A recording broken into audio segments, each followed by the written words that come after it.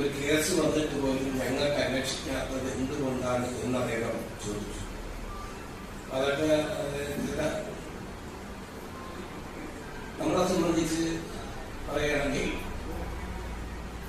SNDP യോഗം ഗുരുദേവൻ സംഘടിപ്പിച്ചത് തന്നെ നമ്മൾ സംഘടിച്ചു നിൽക്കുന്നതിന് വേണ്ടിയാണ്, നമ്മുടെ സമുദായം ഒറ്റക്കെട്ടായിട്ട് നിൽക്കുന്നതിന് വേണ്ടിയാണ് ഈ നിലയിലൊരു സംഘടനയ്ക്ക് രൂപം കൊടുത്തത്. നമ്മളെ സംബന്ധിച്ച് മറ്റു ഒരു സംഘടനയിലും ചെന്ന് ചേരേണ്ട ആവശ്യമില്ല. ജനസംഖ്യയുള്ള നല്ലൊരു പങ്ക് കേരളത്തിൽ നമ്മളാണ്. അതിപ്പം കുറഞ്ഞു വരുന്ന ഒരു കാലഘട്ടത്തിലോട്ട് മാറി. രണ്ടാമത് അനുസരണയിൽ നമ്മൾ വളരെ പിന്നോക്കം പോയെന്നുള്ളതാണ്.